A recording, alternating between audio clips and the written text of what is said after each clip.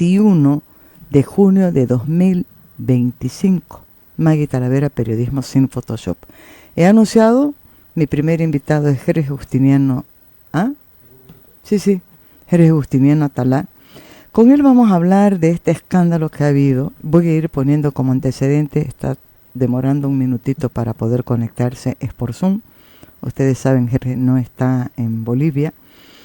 Pero a ver, vamos a hablar. César Siles, 51 añitos, ministro de Justicia y Transparente Institucional, 9 meses de gestión, renunció hace unos días ante rumores que habían en su contra. ¿La puede buscar la grabación? Quiero que escuchen el audio que circuló después de la renuncia. Él renuncia sorpresivamente y dice, hay rumores en mi contra, no sé qué más. Había firmado su renuncia, le había pedido al presidente que pueda permanecer él hasta el martes. La renuncia había sido presentada el fin de semana, pero el famoso audio apareció antes del famoso martes y el presidente lo mandó a su casa. Aceptó la carta de renuncia. Bueno, es muy grave lo que se escucha en ese audio. El exministro César Siles ha admitido que es su voz, pero él asegura que le distorsionaron, alteraron lo que él estaba diciendo. ¿Qué es lo que dice ahí? ¿Qué es lo que se escucha? Se escucha como un instructivo, no hay otra forma de decirlo, que le estaba dando al juez Lea Plaza, juez de Coroico, a no sé cuántos kilómetros de La Paz, para que dictara una resolución judicial destituyendo a la magistrada Fanny Coakira del Tribunal Supremo de Justicia. Fanny Coakira fue elegida por voto popular, las famosas elecciones. Lo que quería el señor exministro era que asumiera el suplente de la magistrada Coakira, don Iván Ramiro Campero Villalba, que no había logrado la votación mínima para ser titular, pero ahí estaba. Parece que uno dice, bueno, ¿y qué tiene? No tiene mucho que ver. Primero porque todo lo que hizo el juez Marcelo Lea Plaza estaba en contra de todo lo establecido legalmente. Pero además, porque lo que ya se afirma es que la intención era tener el control del Tribunal Supremo de Justicia para seguir fallando a favor de gente que querían beneficiar. Se habla de un consorcio de abogados, jueces y otros más para negociar todo lo que fueran los fallos de la justicia. Bueno, el escándalo fue de tal proporciones que no solamente obligó a la renuncia de César Siles, lo está reemplazando la Jessica Paula Saravia, la nueva ministra de Justicia y Transparencia Institucional. También ha caído el juez, por supuesto, Lea Plaza, está detenido. César Siles también está aprehendido. La vocal Claudia Castro, a la que llamaron para coordinar el fallo y dictar los argumentos que justificaran esa suspensión de la magistrada Coakira, también está detenida. José Ramiro Uriarte Ortiz igualmente. ¿Consiguió la grabación? ¿Está Jerez? Consíganla de todas maneras, por favor, el audio. Jerez, querido, buen día. Hola querida, ¿cómo te va? ¿Cómo Acá estás? estaba poniendo en antecedente un poquito hoy a la gente sobre este escándalo, que es por eso que te he pedido por favor que conversemos este sábado 21. ¿Cómo estás, Jerez? ¿Todo bien? Gracias a Dios, todo tranquilo. ¿Aún allá, con todas las cosas que están haciendo por esos lares? Lo que pasa es que obviamente la situación para los inmigrantes indocumentados está muy complicada, ¿no? Pero para los inmigrantes documentados o legales, digámoslo así, no tiene ningún tipo de repercusión. ¿Así es? Ajá. ¿Así? Mira, si vos tenés documentos, si vos sos migrante legal, no tenés ningún inconveniente. problema es, inclusive para los legales, si cometen algún tipo de delito, ¿no? Si cometen algún tipo de delito, por ejemplo, aquí manejar en estado de ebriedad es uno de los delitos más graves, Mm. ¿no? Entonces, si te pillan conduciendo en estado de ebriedad, aún tengas documento, tengas residencia, esa puede ser una razón para que te deporten forzosamente, ¿no? Pero Pero bueno, después, están, claro, estaba hablando no solamente con el tema de los migrantes, ¿no? El mundo está muy complicado ahorita. no, Este, obvio. Bueno, siempre el mundo ha estado complicado, ¿no? pero será que tanto. Cada época del mundo ha tenido su propia vicisitud, vamos a decirlo, ¿no? Si lo miramos en la época del 15 era la Primera Guerra Mundial, en la época del 40 la Segunda Guerra Mundial, en la época del 67 la crisis de los misiles, luego vino que la guerra de Irak invadió Kuwait, que ya viene la Tercera Guerra Mundial, otra vez ahora estamos hablando de la Tercera Guerra Mundial. Siempre el mundo se ha movido entre guerras, entre enfermedades y entre desastres naturales, siempre, ¿no? La época de los imperios, un imperio sucedía a otro, ¿no es cierto? Los griegos, los persas o los griegos tumbaron a los persas, los romanos tumbaron a los griegos, los bárbaros tumbaron a los romanos, siempre ha habido un... Lo que pasa es que como vivimos en nuestra época, vemos que ya es lo peor que está pasando, pero no es lo peor, Claro, pero no uno es lo quisiera que a medida de que van transcurriendo los años y el tiempo, las cosas pues mejoren, ¿no? Y no hay, mira, digo, lo que estás diciendo, así a nivel mundial de los hechos, uno puede trasladarlo para hablar de Bolivia, ¿no? Para hablar de Bolivia en general y para hablar de la justicia en particular, que es lo que vamos a hablar. A, a propósito del tema este de las guerras, estaba viendo el otro día un dato que no lo tenía yo en mi registro. En este momento hay 54 conflictos armados activos en el mundo. 54. Y solamente estamos hablando de cuánto, de 5 serán, pues, ¿no? Ya hasta yo he perdido la cuenta, pero ¿verdad?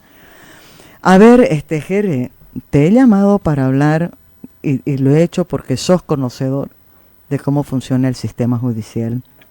Y claro, ahorita Jere me va a decir, pero ¿cuál es la sorpresa? Siempre ha sido así. Acordate tal caso, tal caso. Y yo aquí incluso había notado, ¿no? En julio de 2019, en agosto del mismo año, en febrero del 2022. Bueno, tengo una lista enorme de titulares de prensa hablando de denuncias de consorcios en el sistema judicial, vendiendo fallos o liberando a gente que estaba sentenciada, en fin. Has acompañado lo que ha sucedido, lo último, con el tema del ministro César Siles. Yo le he puesto a nuestra conversación qué hubo antes y qué habrá después del caso César Siles.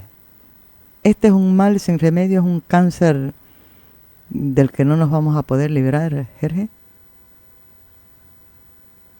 A ver, yo creo que para hacer un análisis más o menos objetivo, no podemos decir que esto que ha pasado ahora es realmente alarmante. Yo creo que lo que viene pasando en Bolivia desde hace aproximadamente unos 20 años es realmente alarmante. Siempre la justicia actuó a la sombra del poder, siempre. Porque yo me recuerdo que cuando subía el MNR al gobierno, venían jueces MNRistas, fiscales MNRistas. Cuando subía el MIR, habían jueces miristas, fiscales miristas, y así, igual cuando subió la ADN, lo mismo. Pero la política nunca se había judicializado, es decir, no se había perseguido políticamente o no se había perseguido al adversario político. Desde el año 1900, desde el año 2010, para ser más exacto, con el famoso caso terrorismo, la justicia se politizó, o mejor dicho, la política se judicializó primero y con la forma de elección de los magistrados y sobre todo con la intervención de los famosos movimientos sociales y el control social, la justicia se politizó. Porque para ser juez había que ir a los movimientos sociales, había que ir al control social para que me den un aval. Y habían papelitos que se llamaban avales, donde la CESUC-TV, donde la COP, donde los indígenas, el SIDOC, avalaban a candidatos. En otras palabras, el sistema judicial se politizó. Y eso viene desde hace tiempo. Y tampoco es una sorpresa. Es más, yo creo que si a César Sile lo han aprendido ayer o antes de ayer y hoy día de repente lo cautelen y le dispongan una detención preventiva, deberían hacer eso con los últimos 10 ministros de justicia que han habido en Bolivia. Mínimo, mínimo. O por lo menos con los ministros de justicia que han estado los últimos 10, 15 años. ¿Por qué? Porque resulta que desde hace un tiempo a esta parte, el ministro o los ministros de justicia, gobierno y presidencia eran los que estaban y desataban en el sistema judicial. Porque ellos decían algo y eso se tenía que hacer. Los jueces actuaban a la sombra de las decisiones del poder político. Y además, sea quien sea el que esté en el gobierno. Cuando estaba Evo Morales, persiguieron a la oposición, ahí lo enjuiciaron a Rubén Costa, lo enjuiciaron a este que es ahora senador, creo que es no, asambleísta por Podemos, va por Creemos, que llama el ¿Cuál? hijo de don, Es Bonco. el que es Bonco, ¿no es Es cierto? Bonco Ahí lo Matscorit. persiguieron a Esbonco, estuvo 10, 12 años preso, ¿no es cierto? Cuando cayó el gobierno de Evo Morales y vino el de Yanine Áñez, bien, el poder siguió actuando, el poder político, y usufructuando del poder judicial, porque ahí lo metieron preso a Carlos Romero, orden de aprehensión contra Evo Morales, lo persiguieron a Juan Ramón Quintana. ¿Qué quiere decir? Que no tiene un color político la justicia y obedece al político de turno. Cuando se fue Yanine y vino Luis Arce, la metieron presa a Yanine, lo metieron preso a Luis Fernando Camacho. ¿Cuál justicia? La misma, porque son los mismos jueces. Hace 6 meses atrás creo que hubo elecciones, ¿no es cierto? Si mal no recuerdo. Fue ¿Cambiar el noviembre, sistema que no me acuerdo. judicial? ¿Va a cambiar el sistema judicial porque hubo elecciones?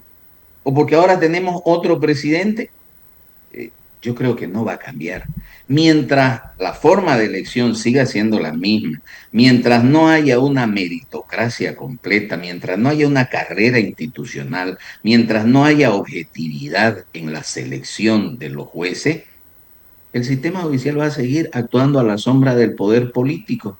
Por lo tanto, y además, si tenemos los mismos actores, que resulta que el señor presidente del Tribunal Supremo era juez antes, es decir, no es alguien nuevo, no es alguien que viene a cambiar las cosas.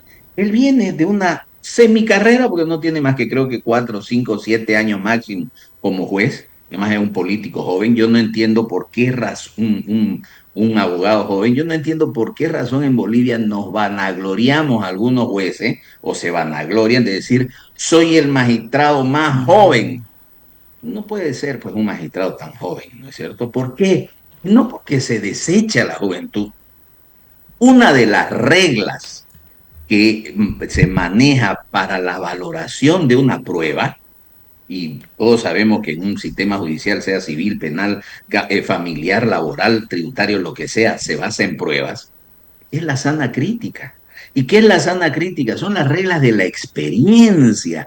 Como discúlpeme la expresión, el señor presidente, como un chico de 32, 33 años, o 35 creo que tiene el actual presidente, puede pues tener reglas de la experiencia, o sea, cómo ha tenido una experiencia en su vida como persona, como juez, como vocal.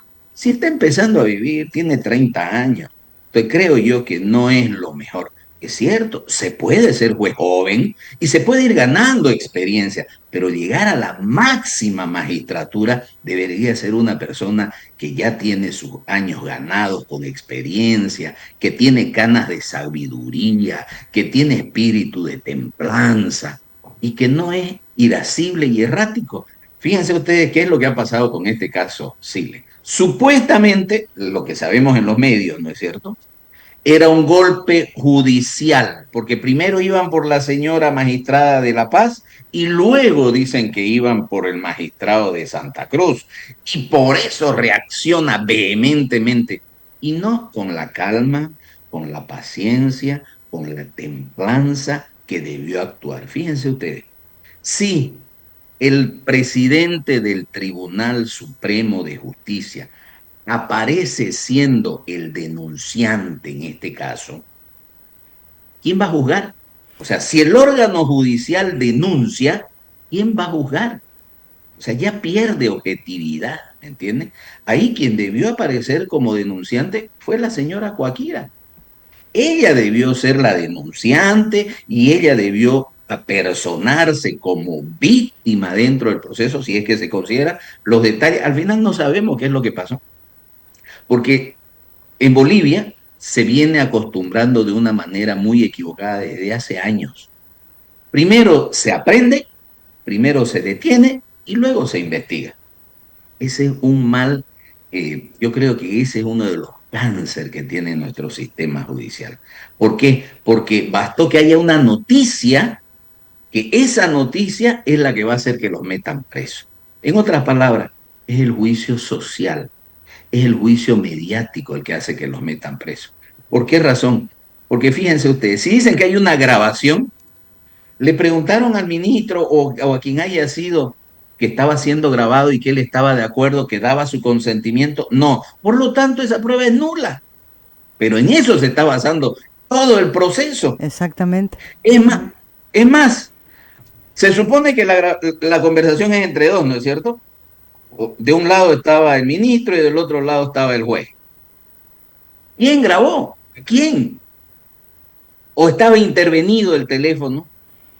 Si estaba intervenido es peor todavía, ¿no es cierto? Porque la constitución política del Estado prohíbe cualquier forma de intervención de las comunicaciones. Porque no creo que lo haya grabado el ministro Siles y el ministro Siles haya hecho público eso. No, Ni creo que el por la juez lo haya grabación, grabado. por el sonido de la grabación, lo que te da para deducir es que quien estaba grabando era Lea Plaza o alguien que estaba con Lea Plaza por la calidad del sonido. Se escucha que la voz de Exacto. Siles viene del otro lado de la línea. Del otro lado del teléfono, está más Exacto. audio, más, sí, es cierto, pero le preguntaron, le consultaron. La grabación puede ser prueba. Dos tipos de grabación pueden ser pruebas lícitas. ¿Cuáles tipos de grabación? La primera es, en este momento yo tengo conocimiento, que sé que este programa está siendo grabado, y por lo tanto esta grabación es lícita y puede constituirse en una prueba. Lo que yo diga puede ser prueba para cualquier cosa. Lo que vos digas, Maggie, puede ser prueba para cualquier cosa. ¿Por qué? Porque vos sabés que está siendo grabada. Yo sé que estoy siendo grabada. Estoy dando mi consentimiento.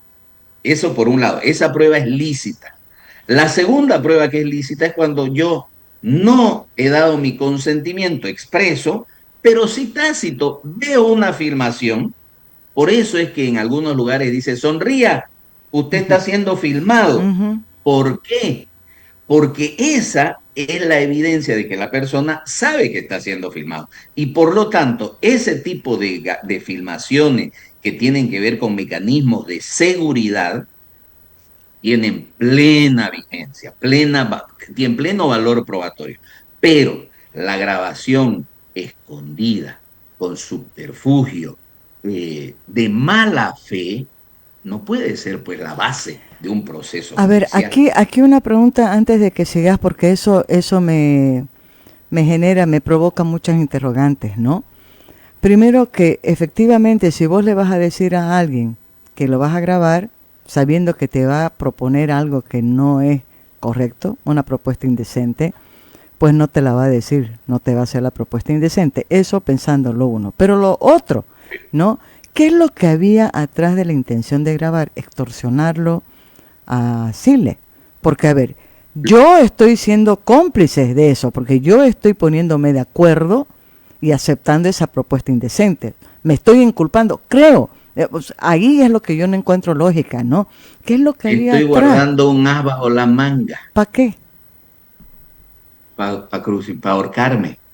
No, Porque no tiene otra explicación, ¿no es cierto? O sea, chantajear, no lo que, entiendo. claro, o sea, lo vas a chantajear diciendo me chantajeó y yo accedí a eso. O sea, la única forma para que yo pueda acceder a hacer algo ilegal y que mi accionar esté justificado es algo que en derecho penal se llama una excusa absolutoria. ¿Qué quiere decir esto? El miedo insuperable. Si alguien me dice, oye, ¿sabes qué? Necesito que vayas y robes o asaltes tal cosa, porque de lo contrario yo lo tengo a tu hijo y si no lo haces, lo mato. Ay, Yo voy a ir y lo voy a hacer, pues. Lo voy a ir y lo voy a hacer, voy a robar, voy a conseguir lo que él quiere y vengo y se lo doy y rescato a mi hijo. ¿Cometí un delito? Sí, cometí, pero mi accionar está justificado. ¿Por qué está justificado? Por un miedo insuperable, por unas excusas absolutorias. Pero si yo voy a grabar una conversación con el ministro y resulta que le voy a acceder a lo que el ministro quiere, que es ilegal, vamos a suponer, estamos hablando de suposiciones, y resulta que lo grabo para que el día de mañana de algo me sirva eso, eso se llama mala fe, po. Eso se llama actuar con dolo.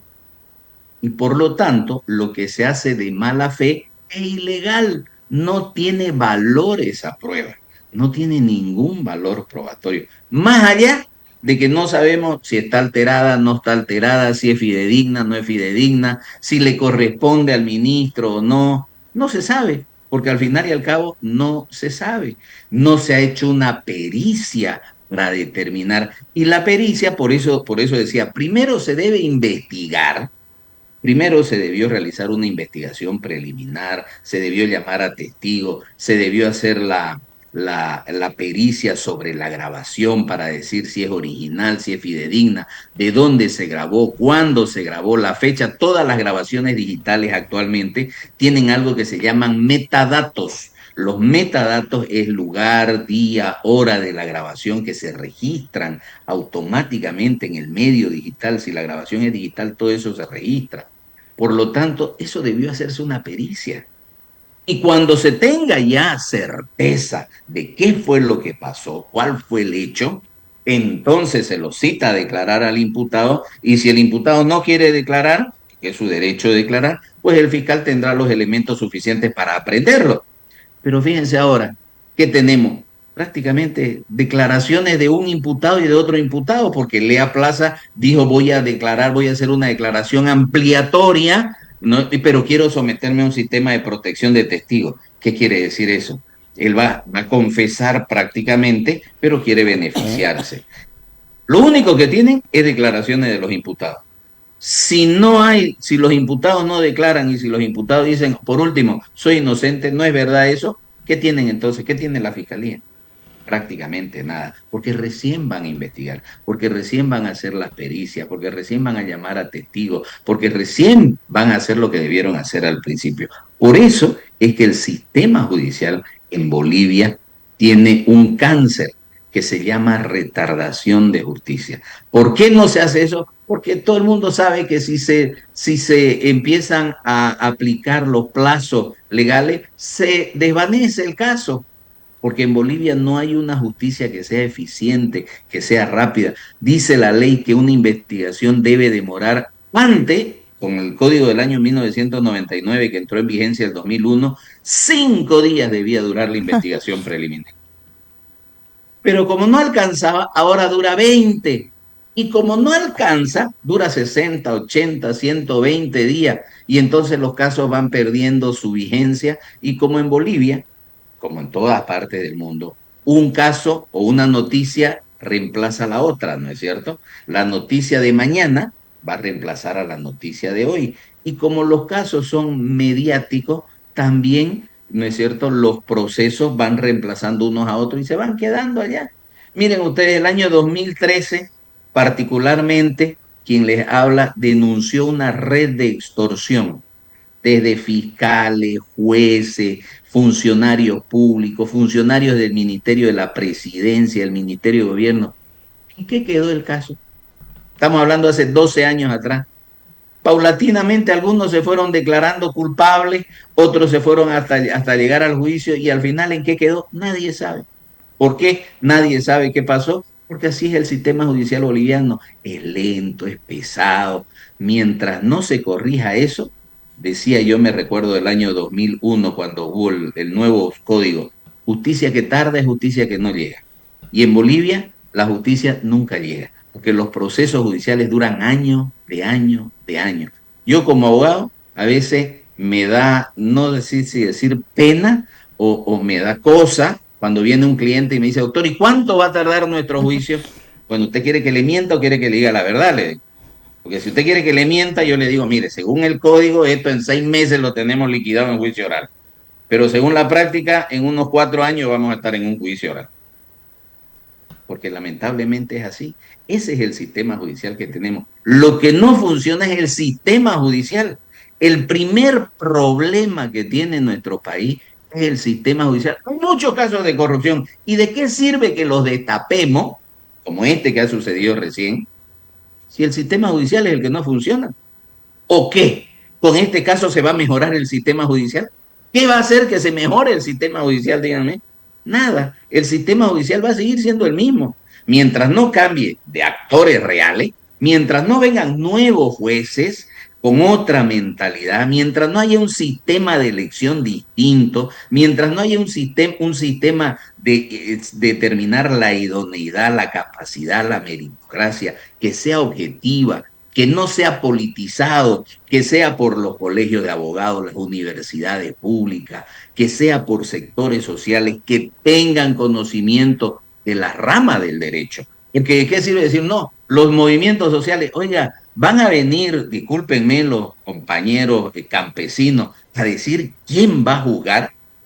O sea, cada cual pues zapatero a tus zapatos, ¿no es cierto? Y eso no es ofensivo, pues el que trabaja en el campo sabe cómo se trabaja en el campo. Yo no tengo ni sospecha cómo se trabaja en el campo, pero resulta que hay otros que saben cómo se debe definir una magistratura, una candidatura, qué debe tener un candidato, qué perfil debe tener, cuál es el nivel de idoneidad, de capacidad, de meritocracia. Eso no lo sabe pues un compañero campesino que está en el campo, ¿no? Entonces cada cual tiene que tener la labor que tiene que desempeñar en un Estado democrático. Por esa razón, mientras no cambie nuestro sistema judicial, y vuelvo aquí al título de tu programa, ¿qué hubo antes? Antes hubo muchos casos de corrupción que no se destaparon. Algunos sí se destaparon. ¿Qué habrá después? Mientras el sistema judicial siga siendo el mismo, con los mismos actores que tenemos, no va a cambiar, va a seguir siendo igual. Yo me recuerdo que el magistrado Olvis Ewe, entre sus propuestas, tenía la digitalización del expediente o el expediente electrónico. Claro, eso fuera fantástico hacerlo. Estuvo 5 años, ¿cómo es? 6 años, más se prorrogaron uno y nunca llegó el expediente electrónico. ¿Por qué? Porque eso ¿qué significa? Transparentar la justicia, agilizar la justicia. Y es ahí donde aparece la corrupción, la coima, donde no es transparente, donde los tribunales, imagínense, a mí me han notificado hace un mes atrás, en el mes de mayo me notificaron, con un fallo que tiene fecha julio del año 2024. ¿Cómo puede ser eso posible? Eso pues es corrupción. A un año después me notifican. Y con mi cliente yendo una vez por semana, no ha salido, no ha salido, y de repente aparece con fecha atrasada. Y todos sabemos, porque es un secreto a voces, como se dice, que los jueces dictan sus resoluciones con un calendario, porque dictan con fechas pasadas. ¿Por qué? Eso es corrupción. No cumplir la ley es corrupción. Y si hay plazos, deben cumplirse. El expediente electrónico iba a darle al juez los plazos donde tenía que dictar su resolución. Y si después de eso no dictaba su resolución, incurría en una falta disciplinaria y hasta en delito. Porque ¿qué dice el artículo 171? Creo que el delito de negativa o retardo de justicia. Cuando un funcionario judicial no cumple con los plazos, es delito. ¿Cuántos jueces no cumplen con los plazos? No sé cuántos cumplen, la verdad, eso no lo sé, pero estoy seguro que la mayoría no los cumplen. Cometen delitos, ¿qué acciones se siguen contra ellos? Nada. Más Aquí, bien, los que están sí, sí, no mejoran termina. el sistema en lo absoluto. Dos preguntas en una, Jorge. No. La segunda tiene que ver, bueno, qué cuernos tiene que pasar. Yo digo, si uno ve el panorama y te escucho lo que estás diciendo, bueno, me voy a ir de esta vida sin ver que ocurre ese milagro, que cambien las cosas. Porque no importa quién esté en el gobierno, la cosita se repite y se mejoran algunas taritas que hay por ahí, ¿no? Una es esa, qué cuernos tienen que pasar para que las cosas cambien. Pero la primera, en el caso concreto que estamos hablando, nos has dado los datos clarísimos de que este, independiente de quién sea, no está siguiendo el procedimiento correcto, ¿no? No hay una investigación, no se cumplen los términos, lo que fuera. Es un tema muy delicado. Primero, Sile ha admitido que la voz es de él, pero dice que le han distorsionado lo que dice. Pero él sí reconoce que es su voz. Segundo, él presenta la renuncia diciendo que estaban corriendo algunos rumores. O sea, él ya sabía que había esta grabación, me imagino, y que lo podían incriminar. Claro, yo sé que la justicia tiene que obrar con pruebas, ¿no? Pero la sensación que uno tiene, este tipo sí es culpable y lo pillaron. Solo que seguramente que no es él solito y su circunstancia el responsable de todo esto. Tiene que haber algo muy grande. Y esa cosa muy grande que hay atrás no se va a descubrir o no se va a conocer nunca, me imagino yo. Porque claro, comienza a darte vueltas la cabeza y te imaginas que los que están allá, arriba o metidos en eso, son personas de mucho poder, que no les va a convenir, por supuesto, que las cosas se aclaren. Y como está siendo manejado el caso, estamos lejos de llegar a conocer cuál es realmente la verdad, ¿o no? Claro. ¿Qué es lo que te provoca una investigación deficiente? En realidad lo que te va a provocar es impunidad. Clarito. Porque, o sea, clarísimo. Porque es como dice el dicho, no por mucho madrugar, amanece más temprano. O sea, no porque hagas la cosa más rápida, la vas a hacer bien. No, más al revés, es todo lo contrario. Si las haces muy rápido, sin cumplir los procedimientos, hay algo que se llama Estado de Derecho. ¿Qué cosa es el Estado de Derecho? Todo el mundo habla del Estado de Derecho. Es que el Estado tiene normas, que tiene una serie de garantías que son el límite que tiene el Estado. Y estas garantías procesales, el Estado tiene la obligación de cumplirlas. Cuando el Estado no cumple con estas garantías, una de ellas en el sistema acusatorio que es en el que vivimos, es que el que acusa debe probarlo, pero para probarlo debe investigar. Tiene que haber una investigación previa. No a la inversa, como se hace aquí. Primero se aprende y luego se investiga. Eso se hacía en el sistema inquisitivo, en el cual primero se lo aprendía y después se le decía al imputado, ahora usted pruebe que es inocente todavía, y aprendido.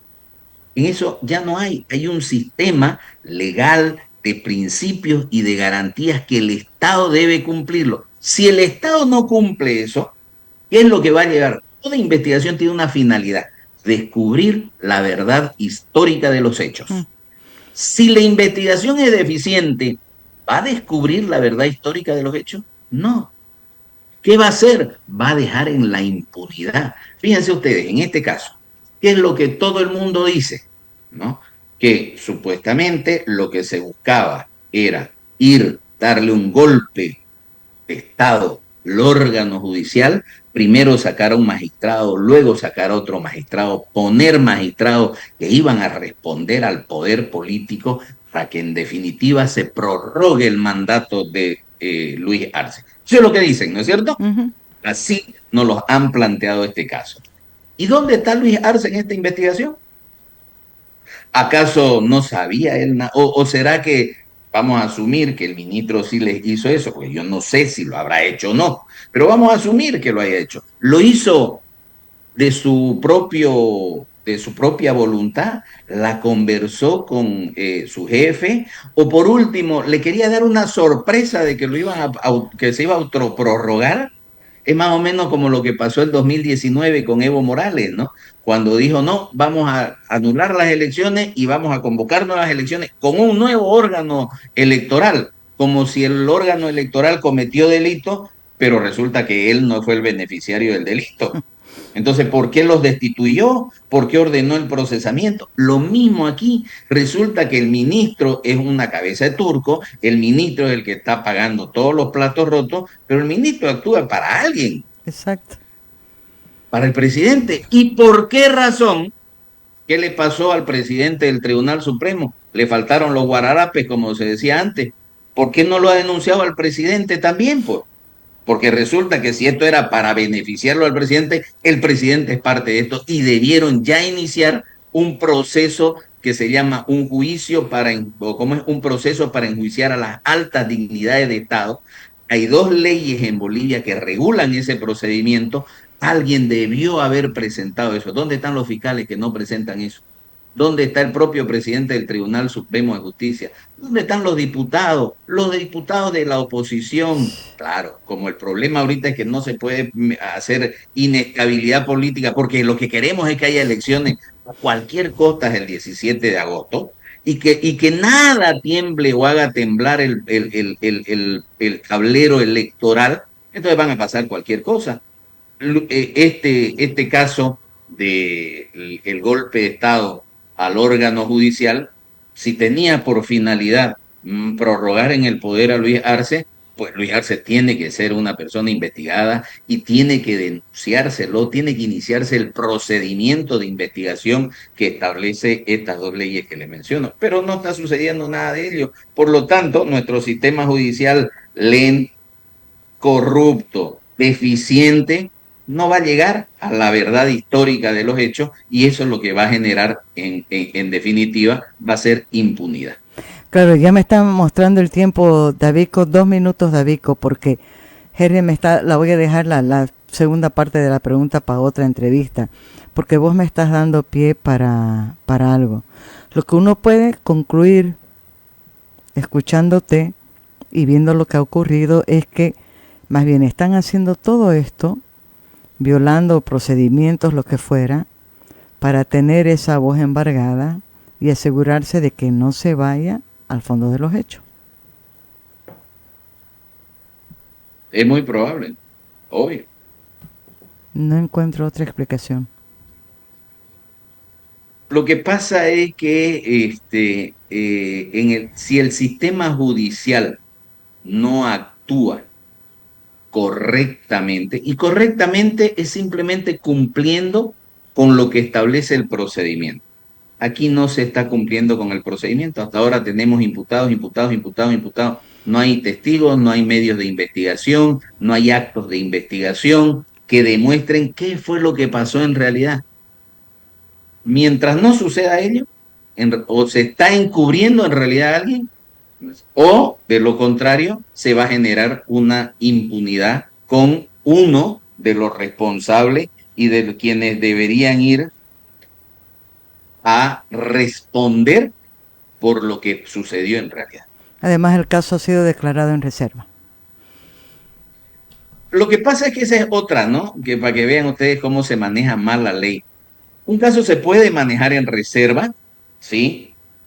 Por una sola vez, por 10 días, prorrogable una sola vez por otros 10 días, 20 días máximo. Y la reserva es para que el fiscal no tenga ningún inconveniente, pero no es para que no haya investigación. Claro. Es para que pueda investigar mejor. Pero resulta que aquí yo no he visto una sola ni entrevista, no he visto ningún solo elemento probatorio fuera de declaraciones de los propios imputados y del video. Exacto. Que el video el audio. en cualquier momento se cae porque es una prueba ilícita. El audio. Jorge, querido, Claudio. yo te agradezco muchísimo, de verdad. Mira, una lectura y una mirada completamente diferente. Por eso recurro yo a este joven e ilustre abogado. Miércoles. Ah, Gracias, te gracias. estoy mandando unos cuantos piropos, querido. No, te agradezco de verdad muchísimo por tu tiempo, No, porque cualquier cosa. necesitamos comprender y por lo menos nos ayudas a mí en lo personal a revisar algunas cositas que como yo estoy interpretando o leyendo esto. Muchísimas gracias, querido Jorge. Cualquier cosa, May, a tus órdenes Yo sé siempre. que estás a mis órdenes y voy a abusar de eso. Chao, Ok. querido. Buen Chao, fin de querida. semana. Chao, chao, Gracias querido. igualmente. Me olvidé pues que ahora estamos en feriado, ¿no? Plurinacional. Bueno, están porque nosotros estamos trabajando. Vamos a un nuevo corte, Davico, por favor. Romantiquísimos nosotros hoy. Cuando nadie me ve. Alejandro Sanz. Ay, a Erika la...